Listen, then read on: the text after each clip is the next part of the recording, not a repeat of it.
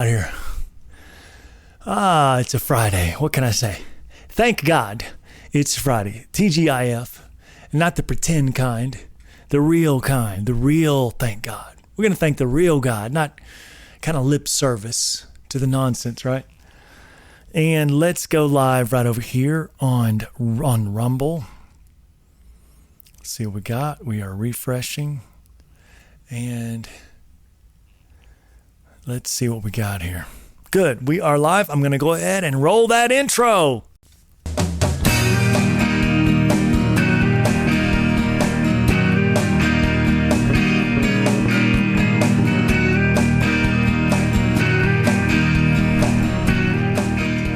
You know what time it is. It is 8 o'clock, 8 p.m.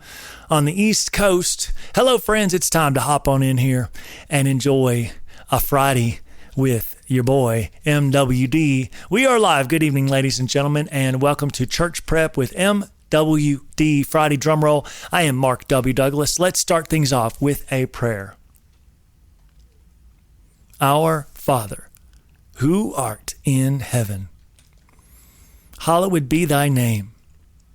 Thy kingdom come, thy will be done, on earth as it is in heaven. Give us this day our daily bread, and forgive us our trespasses as we forgive those who trespass against us. Lead us not into temptation, but deliver us from evil. For thine is the kingdom and the power and the glory forever. Amen. Happy Friday, Drumroll. A 5-song concert is scheduled tonight. But first, it's now time to introduce the Song of the Week's biblical connections. Do you remember the title of the Song of the Week? It is called Except for You. The SOTW is titled Except for You, number 29. Take a look at those lyrics again. We talked about them on Monday. We talked about them on Wednesday. And today we will talk about the Bible connections to this song. I've actually got a lot planned today for the Bible connections to this song, and we will kind of go back and forth here on the TV to try to cover some of it. I did want to make sure that everyone knows that I had talked about covering a few things. One was fruit inspection. In the song here, it's popping right back. In the song here, we talk about fruit inspection. I think, what do we talk about? The idea being that, hang on a second. Hey, what's that noise? Hello? What is that noise? We're live right now. Say hello. Please stop, whatever that is. I'm live. And now everybody gets to know that we are having audio problems upstairs. Okay. Fruit inspection. So they will know my name is Jesus. They will speak my name, Jesus. And through all that, it's all bundled together, being in love with Jesus and doing his will. So we are going to talk about fruit inspection because I promised to. So here we go with the fruit inspection verses, and it's so easy to find. I know it's not so hard. I don't know where to find it in the Bible. No, you just go to Google, you put in Bible and fruit inspection. And this is so good because I'm going to set this up. I've actually went over this before, but I love doing it. I think it's probably good to talk about it. Kind of like communion. You do it every now and then. Bring it up every once a month or once every 2 months. But this is actually really, it's complete. It's one of the main mechanisms that has derailed Christianity. This is the mechanism that has derailed Christianity to an unbelievable understanding. You can't even understand how your world would change if everyone just understood this. Matthew 7 is the Sermon on the Mount, judging others. Do not judge, verse 1, or you too will be judged.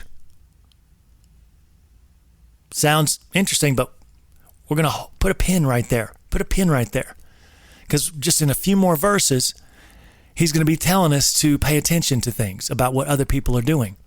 So we use the word judge and we conflate it with noticing anything. If I notice something, like a man standing on the corner, and I notice a wreck, and I say about the wreck, I tell the story about the wreck. My story, because I told the story of what it is that I saw. Now all of a sudden I'm judging. That's not the same word. You understand? We literally have to take back our vocabulary from foolishness.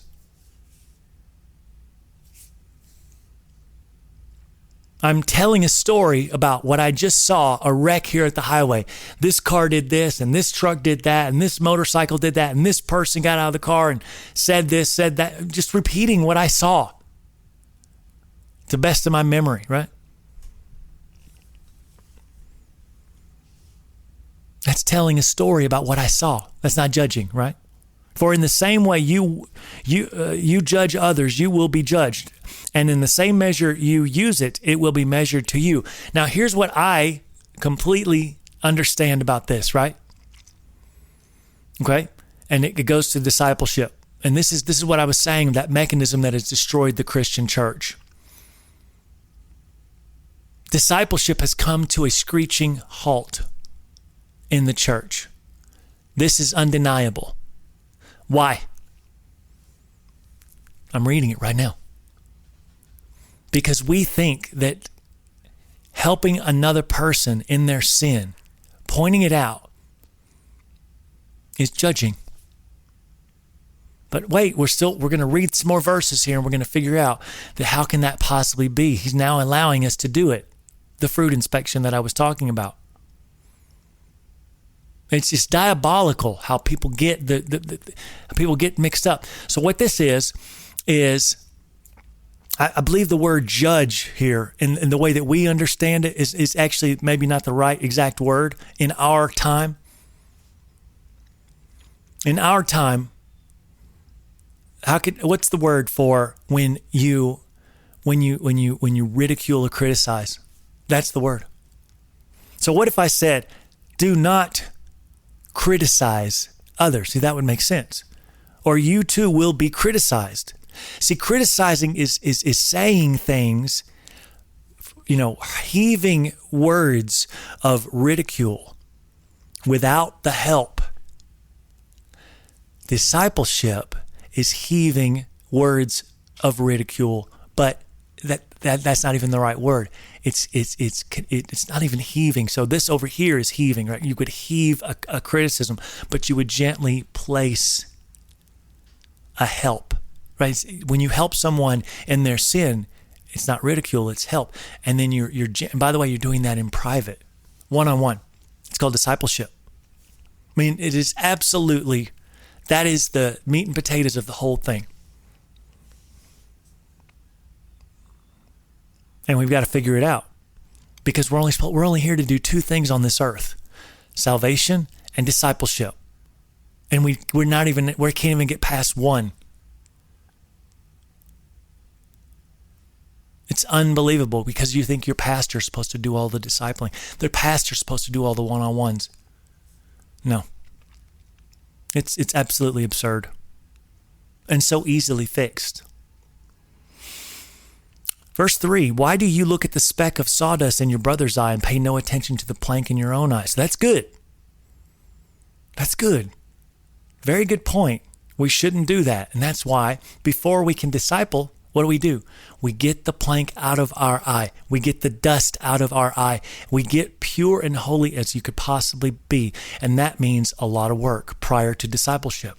That means going and making amends with your brothers and sisters, going and telling them you're sorry and making amends. By the way, you're telling you're sorry, you ask for forgiveness, and you make amends. Telling you're sorry, ask forgiveness, make amends. I don't know if it's maybe the first two are the same. You have to make amends. Saying I'm sorry and thinking that you're completely clean is not the process. You have to make amends.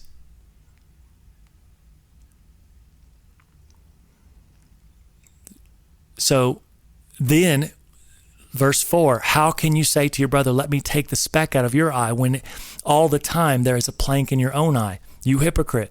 So this is where we get it mixed up. This is where we get it twisted here in the church.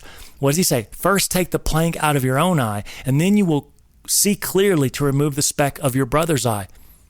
See, we take that verse because it started with you hypocrite, and we don't understand what he's saying here. He is saying, this is what I want you to do.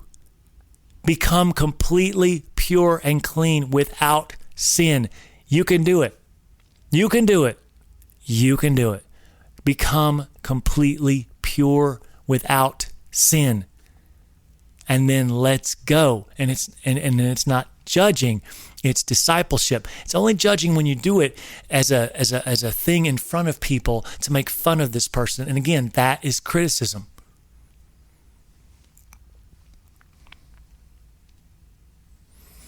Watch out for false prophets. They come to you in sheep's clothing, but inwardly they are ferocious wolves. But their fruit, you will recognize them. By their fruit, you will recognize them. There it is. Hey, here we go. Wait. I thought we weren't supposed to judge. We're already there. We're already at the verse. Watch out for false prophets. They come to you in sheep's clothing, but inwardly they are ferocious wolves. By their fruit, you will recognize them. How would we recognize them if we didn't judge them? So the word isn't judge. The word is observing. We are observing people in their homes, face to face, out in public. Do people pick grapes from thorn bushes or figs from thistles? Likewise, every good tree bears good fruit, but a bad tree bears bad fruit. A good tree cannot bear bad fruit. How would you know that it was a good fruit or a good tree? You would observe their fruit meticulously. Don't you look at your fruit, wash it before you put it in your mouth? Don't you do that? Yes, you do. You're judging the fruit. It's just so absurd. I'm telling you, this mechanism of this idea of judging has destroyed the Christian brains.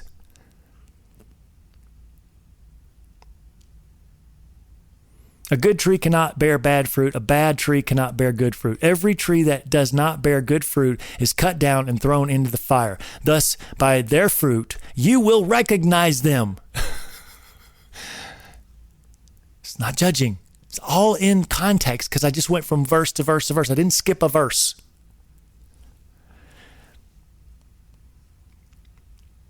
And I think I had one more here. I'm going to skip this one. This is just the next idea. Okay, I will. That's good. So I did have a few more things on the docket. I also made a note to talk about the depraved mind, right? So we talked about this in our shows on Monday and Wednesday. Let's talk about the depraved mind. Oh yeah, it's like this is like the biggest divot out there in the beautiful green. What is that? Is that a divot? Nobody cleaned that divot off? What if my golf ball gets stuck in that divot and I get a lower score, right? Clean up the divots after a day, right? What is it? What is it about the depraved mind? Tell us about the depraved mind. Well, we have here, what we have here are Christians that are never, they're saying they're Christian. People saying they're Christian in droves. You guys know what I'm talking about. From the left of you to the right of you, to the front of you, to the back of you. Everybody saying they're Christian?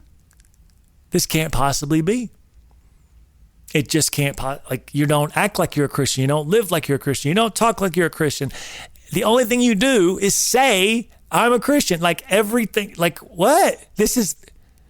We could just do all of the secular stuff. We could just do all of the, sin. We could just do all the things that Christians are not supposed to be doing. If I follow, so you could say this to a person that's clearly not a Christian. So by your standard, I can do whatever I want to do. Anything goes. Anything goes. Because tomorrow morning you can say you're sorry, Mark. So anyway, I think everybody gets the point that, I don't think everybody that's saying there's a Christian, I don't think that they're a Christian. And we get to that point, right? So what does it mean to be living in this idea that you're a Christian and literally thinking that you are? What is that called? It's called a depraved mind. And the Bible is very specific about that depraved mind. It's hot button, but it's very specific. In context, we will read the whole chapter, or most of the chapter. I think it's the whole chapter of Romans 1. It was so important. It was Romans 1, the very first chapter of Romans. I believe it's Paul. God's wrath against sinful humanity. We'll start with verse 18. The wrath of God is being revealed from heaven against the godlessness and wickedness of people who suppress the truth by their wickedness. Since what may be known about God is plain to them, because God has made it plain to them. For since the creation of the world, God's invisible qualities, his eternal power and divine nature have been clearly seen, being understood from what has been made, so that people are without excuse. You ever seen the beauty of this world? Have you ever seen the beauty of this world that is not man-made? You ever seen it? For although they knew God, they neither glorified him as God, nor gave thanks to him, but their thinking became futile, and their foolish hearts were darkened. This reminds me of the Oprah quip this week. Oprah, some interview with Oprah, talking about how she wants to have lunch with Jesus and how Jesus wouldn't believe what's going on. This is what I'm talking about. Oprah, perfect example. Talking nonsense about being a Christian. Living diabolically opposite. And anyone who's buying into that, which is a lot of people, because that's just how it goes. You're not thinking clearly. You're not using one of the cortexes in your brain. You're not really processing information in a way to gain truth.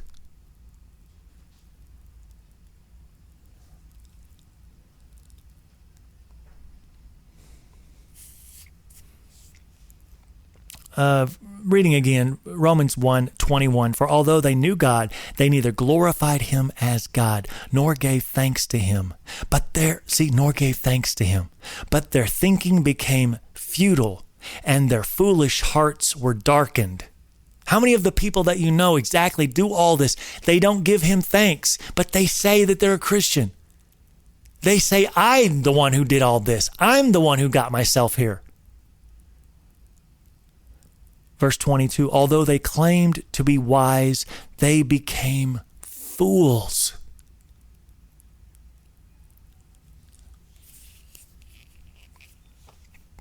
They claimed to be wise. Although they claimed to be wise, they became fools. I didn't say it. And exchanged the glory of the immortal God for images made to look like a mortal human being, and birds and animals and reptiles. I'll read it again. They exchanged the immortal God for images made to look like a mortal human being, and birds and animals and reptiles. Not necessarily understand that one.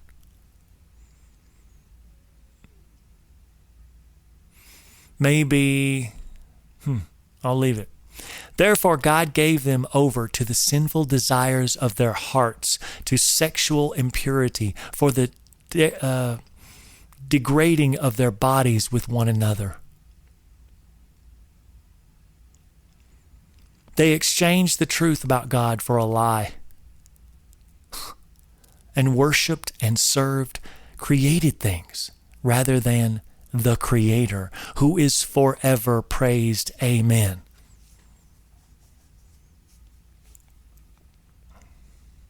Because of this, God gave them over to shameful lusts. Even their women exchanged natural sexual relations for unnatural ones. In the same way, the men also abandoned natural relations with women and were inflamed with lust for one another. Men committed shameful acts with other men and received in themselves the due penalty for this error, for their error. Furthermore, just as they did not think it worthwhile to retain the knowledge of God, so God gave them over to a depraved mind, so that they do what ought not to be done. Meaning, he stopped chasing them. They have become filled with every kind of wickedness, evil, greed, and depravity. They are full of envy, murder, strife, deceit, and malice. They are gossips, slanderers, God-haters, insolent, arrogant, and boastful. They invent ways of doing evil. They disobey their parents. They have no understanding, no fidelity, no love, no mercy. Although they know God's righteous decree that those who do such things deserve death, they not only continue to do the very things, but also approve of those who practice them. End of chapter. I just sense right now somebody who needed to hear that just heard it. I just sense it. It literally pushes every button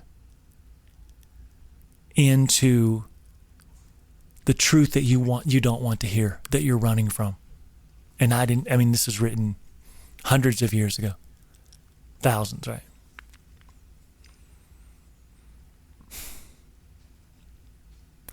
And in a connection, and I'll come back to the song in just a minute, I do want to talk about the parable of the talents. And I just had a thought as I was, trust me when I say I could make bullet points and go on and on and on with the bullet points just after reading the bullet point for an entire show. Without even talking about the song, which is kind of what I'm doing today, which is rare. I always talk about the song more, but I want to get back because there are rabbit trails on this song that go into what I just said. Because like I said, we went over it on Monday and Wednesday. But let's look at this. This is absolutely, raise your hand out there. This is absolutely 1,000, if there's such thing, 1,000% true. How many of you know somebody who is watering the thing that needs to be let go? I'm not saying let go. I'm trying to say that isn't the prize. You ever heard of the Pareto principle? It's where maybe 10 to 15% of all your workers are actually doing 100% of the work. I think they say that in church too. Maybe like 10% of the people that are coming are paying the tithe for the whole church to work. But basically, and you could use it in so many ways too. Like if I have a business, which me and Sharon have couple it, right? And my main job is to identify the things that 10 to 15 to maybe 20% of things that I'm doing that are actually getting me gigs, actually getting me clients. If I could identify those things and just focus on those. But what's hard to realize is even though the other 80% may just be busy work, you still have to do it. So, but it's not close to as important as that 20%. So what are the parable of the talents, right? Actually, so let me read this. We give the person, this is what we do in regards to our children, in regards to whatever, a person, dog, whatever. We give that person with the lowest ability all of our resources because we feel sorry for them. Not all, but is anybody noticing this? The person who can't make it on their own, the person that, maybe shacks up with parents, stays with the parents, freeloads off the parents. And the other kid in the same family has gone on, has their own house, has their own apartment, is paying their own bills. But who's getting all the resources from the mom and dad who are now ready in, let's say, retirement to help the children now that they're out of the house? Who's the succubus getting all the resources that could have gone to the child who really needs it, who's got that mortgage, who's got a growing family and has responsibility? Those are the ones that are supposed to be getting watered. It's unbelievable. This is the opposite of the parable of the talents. We are doing the opposite of the parable of the talents. You have to define how much resources am I giving to this loser son, let's say, and how much am I giving to the winner son? Is it 50-50? Because the Bible, again, we don't understand the mind of God. It's really sad and it's sick and it's pathetic, but we do not understand the mind of God. The mind of God is saying, no, you will give your resources to the one who is showing their worth. Always. That's what the Bible says. Not the opposite, where the person who's doing all the good and working their butt off and busting their butt, you give them 10% of your resources, and this kid who can't make it and can't make it and can't make it and can't make it and continues to not make it and continues to not make it, you give them the 90% of your resources? Think about your friends and family and neighbors who are doing this right now. It's happening everywhere. It is ubiquitous in America. What is wrong with us? And so the reason I even came up with, obviously this is a very common idea, but how can I juxtapose that? Oh, let's do that. You ready to juxtapose that? We let the non-volunteers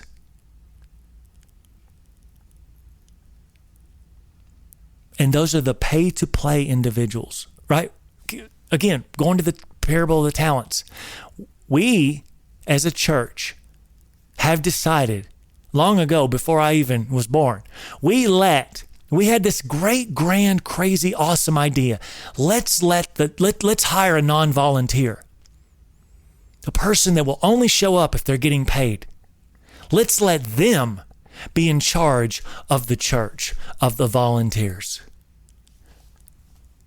It's diabolically incorrect. But no preacher is going to get up. This is what I'm saying. For these two things, all these things I talk about on this show, your preacher's not going to preach about it. No, well, who would want to talk themselves out of a job? Who would want to talk themselves into working for free? Because if you went with your convictions like I am, like I'm doing right now on the show, 100% free, no ads, no nothing.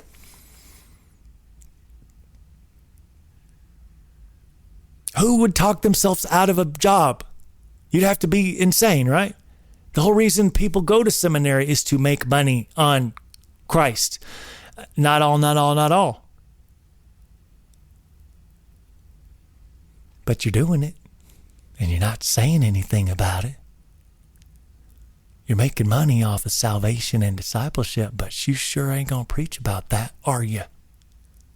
You're gonna get up next Sunday and preach about how it's wrong to make money off of salvation and discipleship. It's wrong to sell things on the fringes of salvation and discipleship. The whole thing is a rat's nest. And now we have people like Jason Whitlocks of the world who are dabbling into the Christianity thing and trying to do big, huge shows. Let's do a big, huge men's show, and we'll talk about God, and we'll try to get God back into these homes. But oh my gosh, yeah, we gotta hire all these pastors to come and speak at my big shindig. We gotta hire all kinds of. We got audio, video thing, don't you know? And we got an arena, and people are gonna want to sell their books. They gotta probably have out in the foyer. We'll sell little 10 by 10 spots, just like the Bible, the Baptist Convention, the Southern SBC, the Southern Baptist Convention. I got to see video of it this week from Religion Biz. I want to know how much those booths costs. 10 by 10s or 10 by 10s, just like I did at this bridal show that we did. I would rent out a 10 by 10, but it costs, obviously this is not Christian, it's just a bridal show, but it costs $1,000, maybe a little bit more after you get electricity. $1,000 for a 10 by 10 square. At the Southern Baptist Convention? Yeah, they've been doing it for years, Mark. I didn't know that. And I don't know how much they're charging, but everything is about money. Don't you know, Mark? We got to pay bills. And I planned on reading the verses, but I'm going to summarize the parable of the gold bags. Basically, that the master, this is Jesus speaking on Matthew chapter 25. The master went away and he left some gold pieces with different servants. To one he gave maybe 2 gold bags, and to one he gave 5, and to one he gave 10. When he came back, much time had passed. When he came back, the one who he gave 10 bags to had 20 bags. He made money off of it. The one who had given 5 bags of gold had made 10 bags. And the one who had given 1 bag of gold went and buried the bag of gold where no one could find it, and then went and dug it up and brought the 1 bag of gold back. And instead of rejoicing that he brought the gold back, he rebuked him. But a clearer picture couldn't be made of the foolishness that you have to be in if you want to water that foolish servant's whatever. I'm not saying to kill him, but to water his soil. But he did say at the very end that you will be the weeping and the gnashing. Here we go. So, he said, so take the bag of gold from him and give it to the one who has 10 bags. For whoever has will be given more, and they will have an abundance. Whoever does not have, even what they have will be taken from them, and throw that worthless servant outside into the darkness, where there will be weeping and gnashing of teeth. In this case, he literally threw the servant into hell. That's how serious God is about not watering the foolishness, the foolish people. No, you give it to the best of the best and you let that grow. That's the thing in business. You just can't, you keep getting in your mind like, I'll put an equal amount of, trust me when I say you get an equal amount of effort into all the avenues and areas. And then you're just like, I am working my butt off here. And it's because I didn't identify, I'd done this, right? I did identify the things that were making the gigs, right? Making me get the clients. Now, don't get me wrong, there are so many categories about making my whole entire business work. But to identify the Pareto thing, what is happening? What are the avenues that are really making the sale? If I can tap into that, then I've got something going.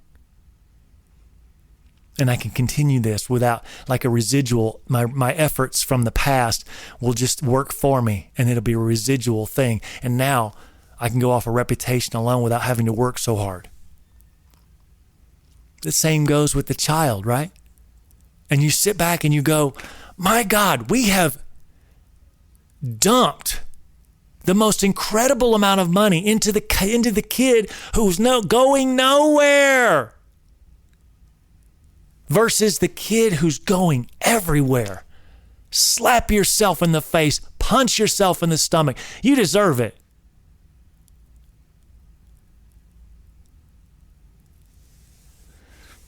Back to my song, Except for You. Here, push the button here. So God is talking first person. Don't say we're through just because you feel that way. It's not from you. I had a debt to pay. Everyone knows my name except for you. I could say it's all the same except for you. You're almost there. I need you for something good. It's not about you. I just want you here with me. You gotta watch Wednesday. You gotta watch Monday. Amazing, 2 amazing shows. So proud of them. Will you give me the lead, make me everything, trust in your heart and acknowledge me? In general, it's time we start making Jesus everything. We got to make him everything. We got to say his name. We got to speak his name. And then we get into his word and we grow. There's so many discipleship tips that we could talk about. But as you know, I'm into the bigger picture here. You know, I feel like I have a lane. And the lane is with these songs. I mean, the songs, like I said, I'm only on 29 unveiling. And really, for me, the first time I've gotten into them like this. I mean, I've written the song, of course, and the music and all the melody and all that. But for me to actually kind of dig in on a Monday and a Wednesday and a Friday, and to dig in for myself and to see, gosh, Mark, you are really concerned. You are really bothered by this mechanism, this church mechanism thing that does not work. It is broken. It doesn't even tick. It doesn't tick. It's not tick, tock, and tick. No. It is broken to a degree that I start asking questions with my songs. Asking questions to the point where I'm finally just like, I've come to a couple conclusions. Because you whittle your way down and you whittle and you dig, and that's what we've been doing here on this show, over 100 shows now. And you whittle and you whittle and you dig and you excavate and you ask the question, does that make sense? And then you let it simmer. A week goes by and then you let it simmer and more things and you're like testing the water, testing the question. Is that the right question? Am I saying the right thing? This is what we don't do as laymen. So no one is blaming, right? I'm just pointing it out and I'm waiting for the layman. There's only one way to save us, and it's the layman of the church. That's right, you. They aren't going to give up power. If your mortgage resides on you keeping your lips zipped, just this little thing right here, just this little nuanced thing. It's not little, but it's this little nuanced thing called money. Money in your pocket in exchange for salvation and discipleship. That you wouldn't go to another church down the road if you stopped getting paid. Of course you would. And I have to say that to myself too. If I was a pastor, maybe. What if I came to this revelation halfway through my ministry? And I've got kids in high school, maybe like private schools. I got, you know what I'm saying? And they're about to go to college. I got 1 or 2 in college. And in the middle of my ministry, all of a sudden, God reveals to me that there should be no money at all in exchange for me. Something hit me this afternoon. Something hit me. And it's the song that I sing. And it's the Lord's Prayer that Jesus spoke. On earth, as it is in heaven. And what really just hit me, just kept, wait a second. I love that. I've got a song. All to Thee, right? All to Thee. I'll be singing it Sunday, of course. I sang it I think on Wednesday. All to Thee. On the earth, as it is in heaven. Wait a second. I just kept saying that. On the earth, as it is in heaven. Wait just a second. Let's just stop.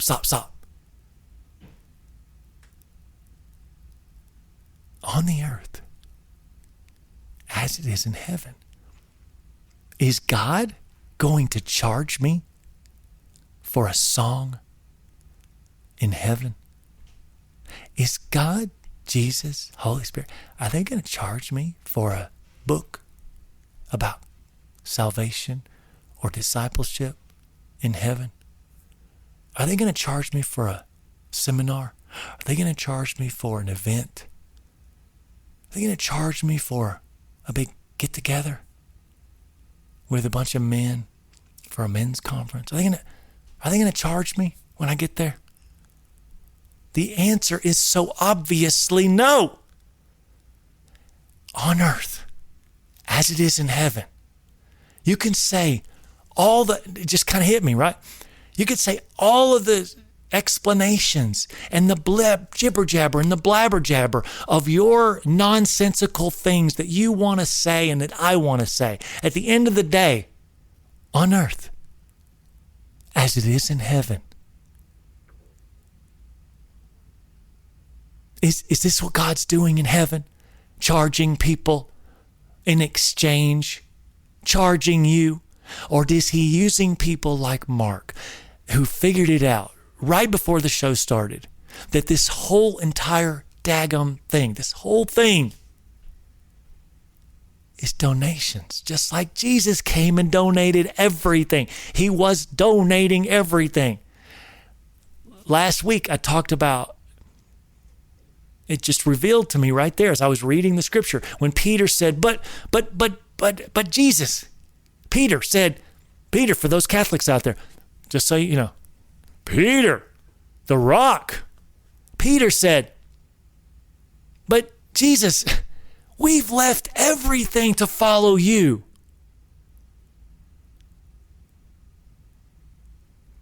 He was saying, what are we going to get? Right? What are we going to get for this? We've left everything. What are we going to get for this?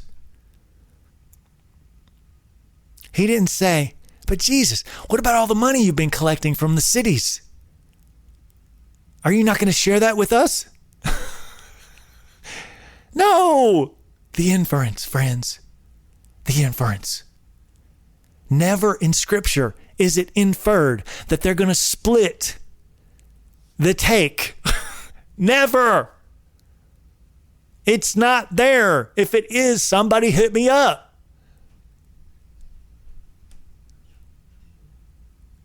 The inference is not there. The inference that we're supposed to trade money for salvation, barter money for salvation or disciple, barter. How about food to eat, clothes to wear, shelter? Was there ever an exchange for salvation or discipleship? The answer is no on the no to the no to the no. It never happened.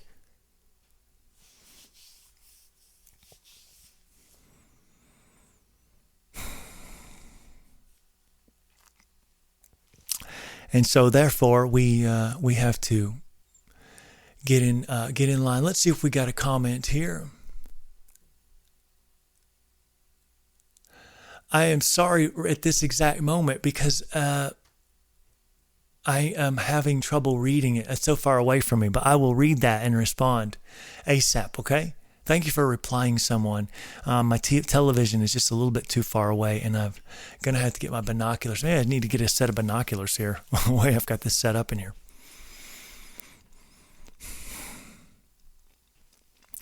So I just love talking about the Bible verses for the things that are supposed to be important here.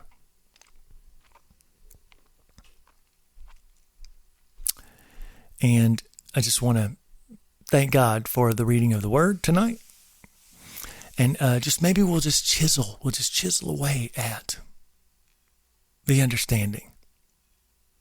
All it takes is one person, right? One person hears the truth about something so big, something you've been gaslit on so badly and so poorly.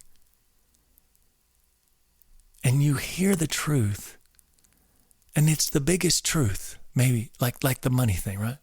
If we stopped, by the way, The religion business. We stopped this exchange for money, right, for salvation and discipleship.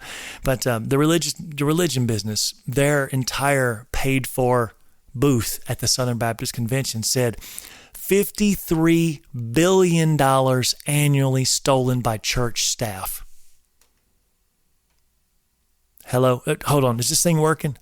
$53 billion annually stolen by church staff. Wow. These are the numbers. This is what I'm really excited about, because I started this show and then all of a sudden these guys came out of nowhere and I'm like, man, we're thinking the same thing. But I don't think that they've dug as far as deep as I have, because their idea is to try to work and try to do these strange connection points instead of just saying some truths and saying let's get a revival going here. I really don't understand. I think that it's a money. Can believe it or not? Hey, can you believe it? It's a money. It's still a money situation where there's somebody else. It's like grifters, right? Grifters. This is what they do. I could make some money if I expose the church. Well, that's not happening here, right? All my songs are here for free. Free downloads, MWDHQ.com. Forever free. Songs that could give me a record contract, put me on the label, send me off to do Christian concerts from coast to coast. Nope, not going to do that. Not that I wouldn't want to do that. That's not true. I would want to do it. I would do it for free. But then I think I would have a problem with the people above me making money off selling tickets. So that's the trick. That's the rub.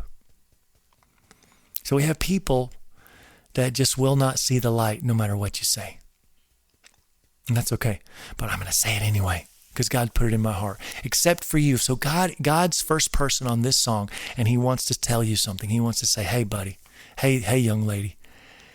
Everyone knows my name except for you, but you know what?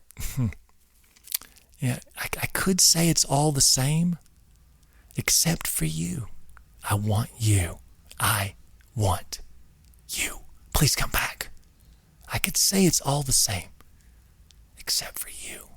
So please say my name. Say my name, Jesus says. That's right. Here's the OG who sang that one, okay? Or said that one. All right, it's time for a 5-song concert. And you know what happens at the 5-song concert, don't ya? At the 5-song concert, we go back a few songs, okay? We go back 5 songs, and I get to sing the last 5 songs that I have just released. So here we go. 1, 2, 3, 4, and, ooh, yeah, we get to start with Pick Me Up, Lord. So I am going to put this back on this, and we're going to go to Pick Me Up, Lord. And I am going to read this comment. I'm going to get closer to the picture here, and I'm going to read this comment. We're going back to number 24, and I'm going to take my headset off and be right back.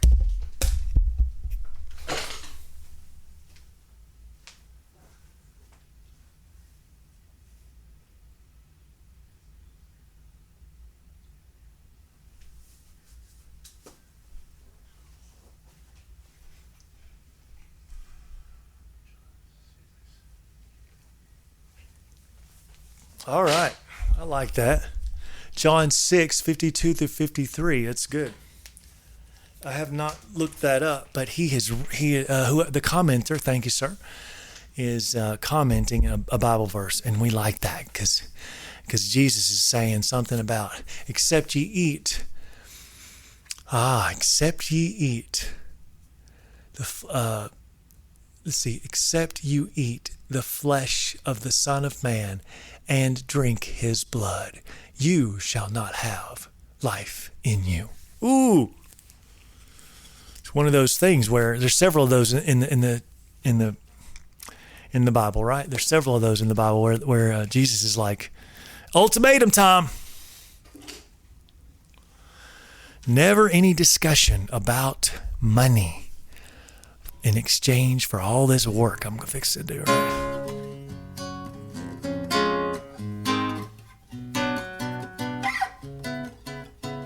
I think we're ready. So we're going to do Pick Me Up, Lord. Let's have some fun tonight, all right? Pick me up, Lord. Pick me up. All righty. 5-song concert. Here we go. Ooh, let me push this. No, we're out. Okay, that's fine.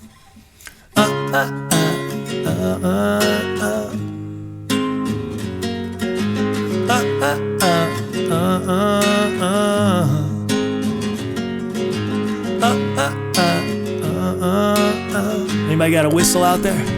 Pick me up, Lord.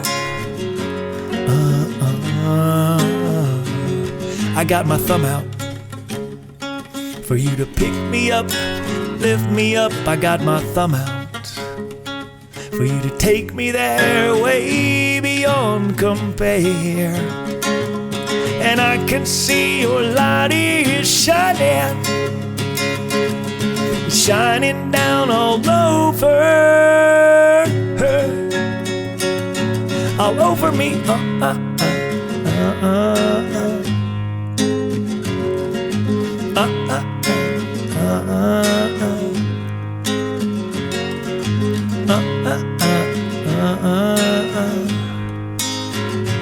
Pick me up, Lord. I got my thumb out. I'm gonna wave you down to the ground. I got my thumb out.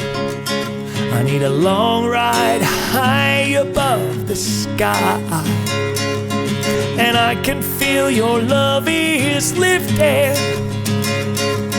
It's lifting me so closer, yeah, from me to you.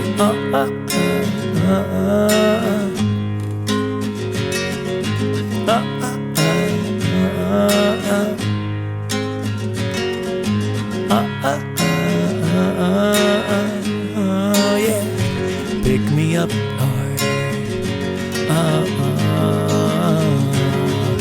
And you say that you wanna be closer and closer to me. Well, maybe all I need is you and me. I'm praying I will be the one. Yeah. Oh, let me be the one. Oh, let me be the one.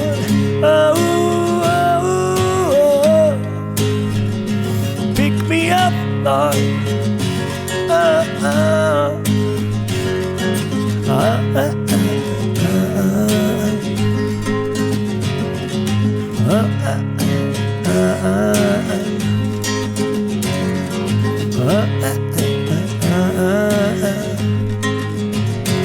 Pick me up, Lord.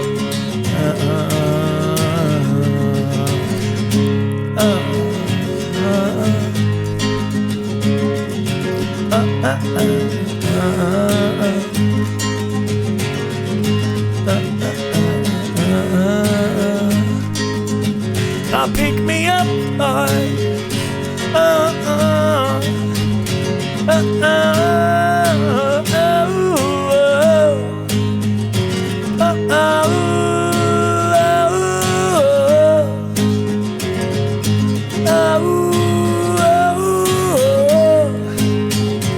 Pick me up, Lord.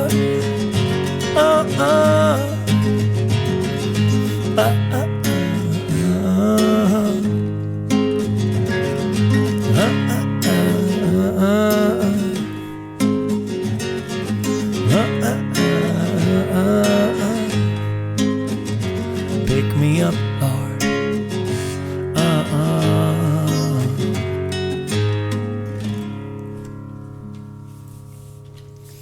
Okay, reconciliation, one down. Very good. Reconciliation. This is song number 25.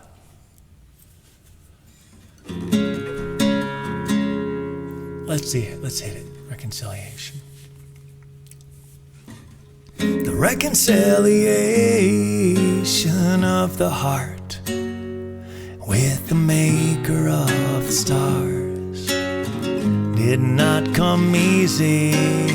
The God of the universe had compassion on the hopeless human race. Then redemption took its place, and he gave his only son to die for us, for you and me, so that freedom we could see. And he'd have given it all again. Died for you and me, set the prisoners free, so that we might know the one thing that saves us from our sin, wants us to live with him, the reconciliation of the Son with the Father of the love, made freedom easy. The God of the universe gave us freedom, fact and fiction to explore, and the Spirit to implore. And he gave his only Son to die for us. He left his home so that freedom we could know, and he'd have given it all again. Died for you and me, set the prisoners free, so that we might know the one thing that saves us from our sin, wants us to live with him. Why did he love this heart of stone when he reconciled with me? He must have loved more than I know, 'cause he's given everything. And he gave his only Son to die for us. I call him King, and forever I will sing.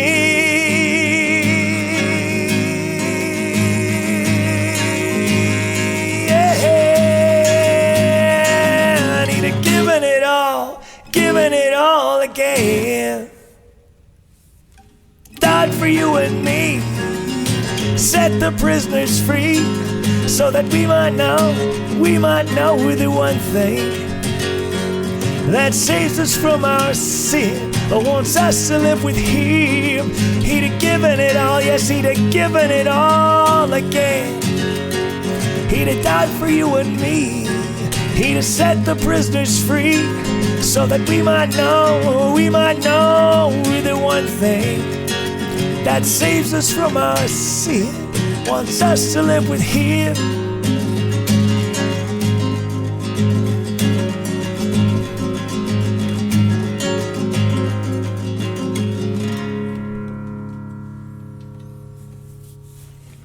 Adonai,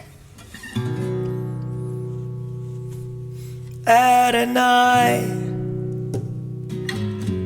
will you look into my eyes and wash it away, wash it away, Adonai, and take the sin from my life, wash it away, wash it away.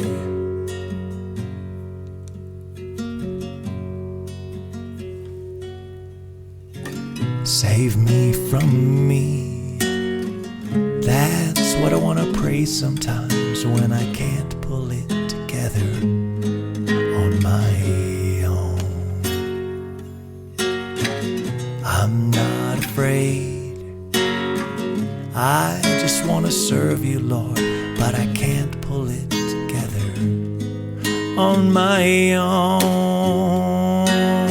Yeah, you may let this baby cry, but you hear me every time. Adonai, will you look into my eyes and wash it away,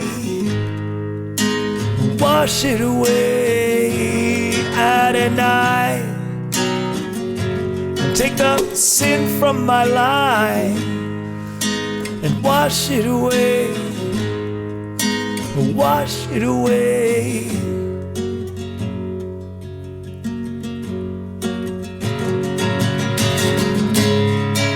Oh yes, I'm a sinner, prideful and bitter. I need help for gluttony, lust, and self-control. Wake me when it's over, when I'm sober. Adonai, Adonai, Adonai.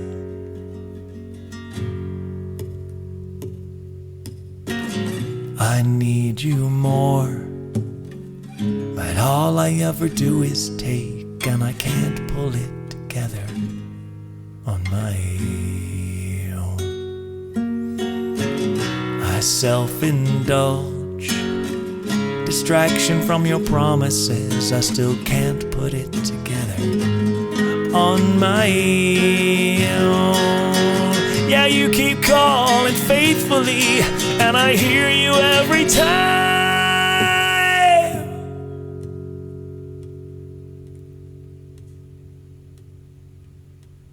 Adonai,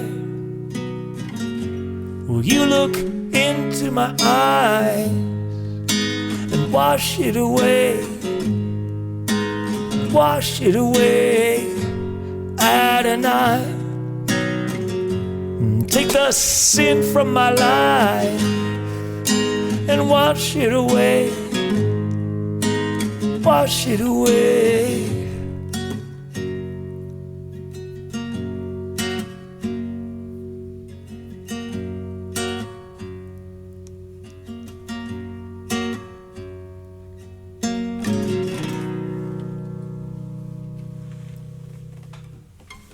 All right, friends, you get to hear Christmas time is here again. I meant to show y'all this. Let me pull this back up. Hang on. I got to show you my bells. I was going to show you my bells. This is my first episode of showing my bells. I'm kicking these things, okay? So I realized after playing it the very first time that I was over kicking. Today, I will try not to overkick and maybe just give it one or two, right?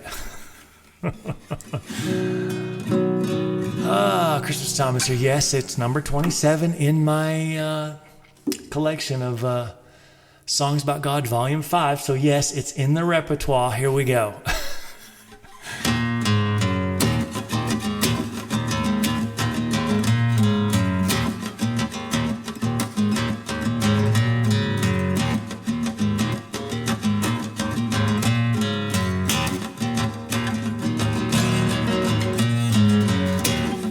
Christmas has come,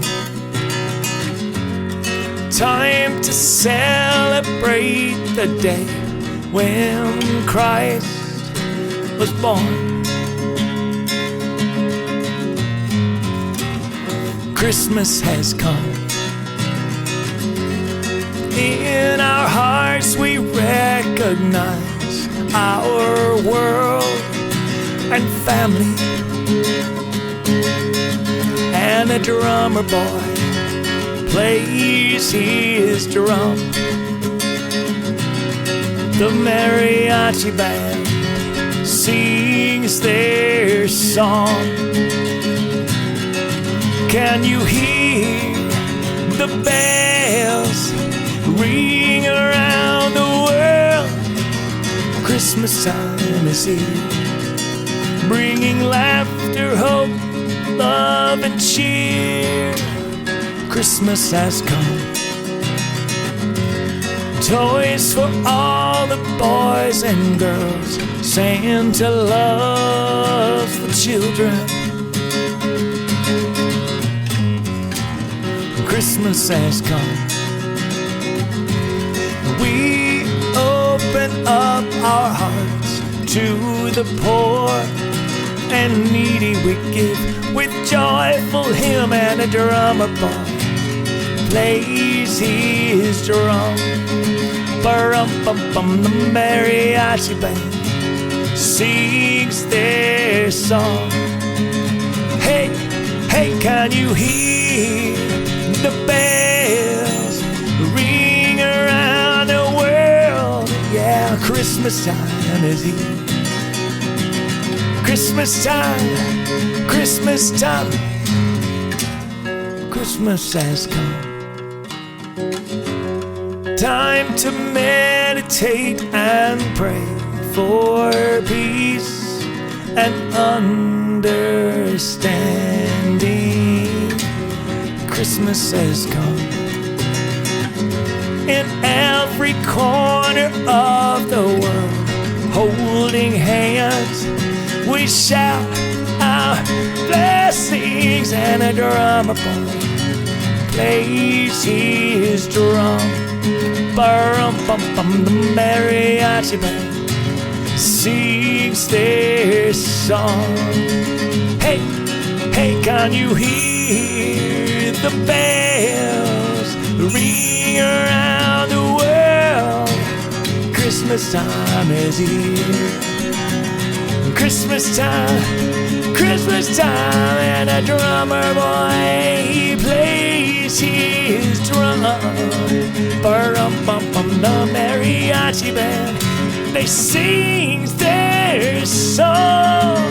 Hey, hey, can you hear the bells? Oh, they ring around the world. Christmas time is here, bringing laughter, hope, love, and cheer. Laughter, hope, love, and cheer. Laughter, hope, love, and cheer.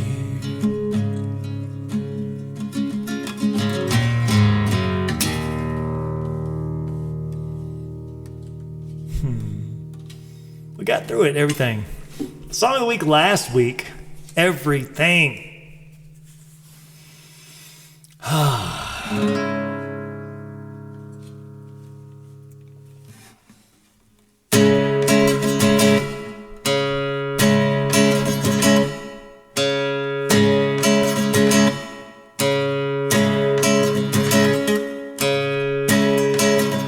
You're my God and my King. You're quite simply my everything.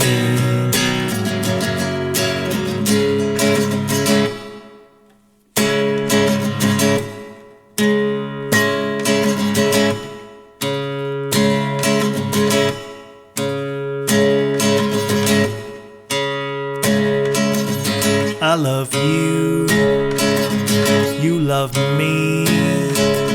You're my Father and everything. Hey, my everything. Hey, you're my everything. Hey, you're my everything. Hey, you are my everything.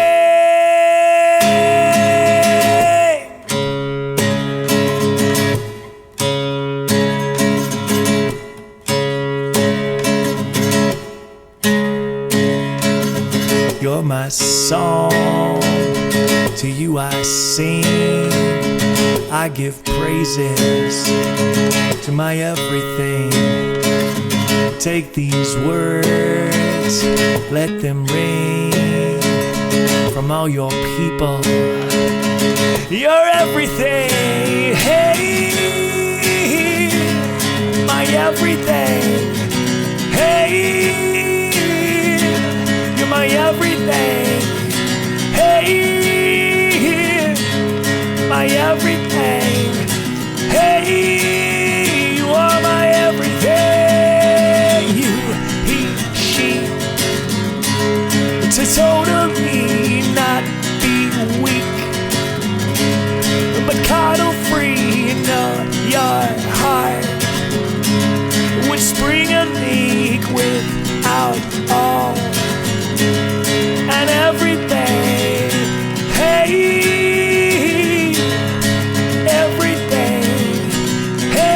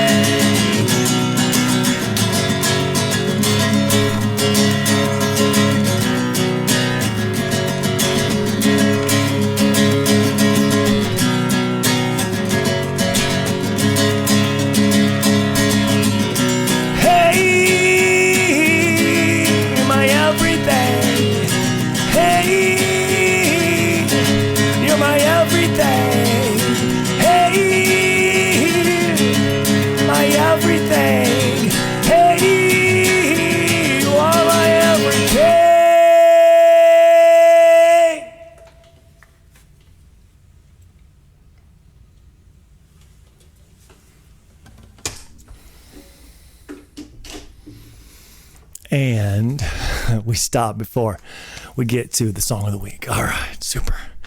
All right, let's finish this out on a Friday night. Are you ready for the good crescendo here? Ladies and gentlemen, thank you so much for joining me as I have introed everything. I've got to find out where I want to learn more about this show. I bet you might. First, subscribe to the channel, subscribe to the show so I can show up on top of your newsfeed as I unleash my 120 songs for it's a 3-year project, but we're already halfway through the first year. So 2.5 years left of my 120 song releases. So please go down and go to the website, MWDHQ.com, download your free demos of each song of the week, and email me from the Connect page. Subscribe, like I said, and turn on notifications. Join me as I prep you for church and explore the significant meanings of salvation and discipleship. Become a Christian, begin to walk the talk.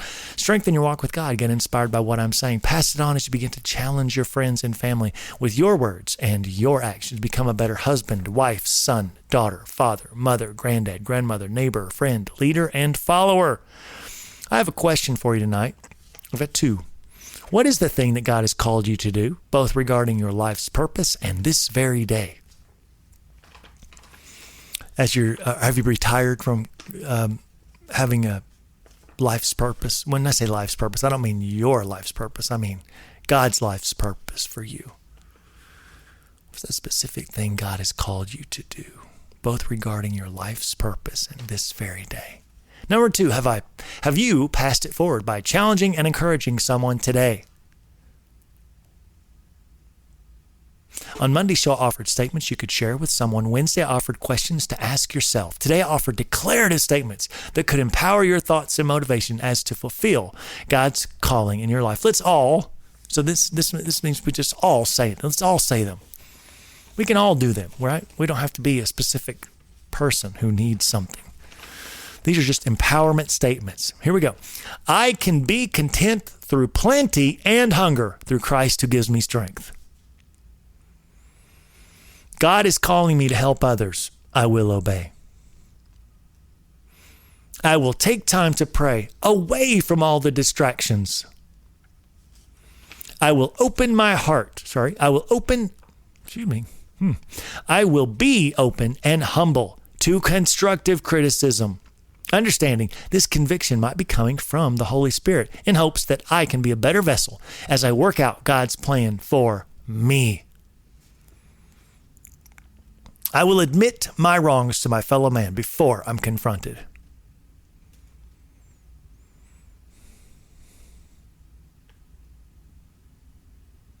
I will amend my wrongs to the best of my abilities with an immediate desire. Again, these are great statements for all of us to say. I will hold my tongue from heaving unnecessary nonsense, hurt, and gossip. Today, I forgive myself so that I can move forward with God's plan for me. Today, I accept myself for who I am, loving who God made me, every facet, the real me, and I pledge to take care of this holy temple. God loves me.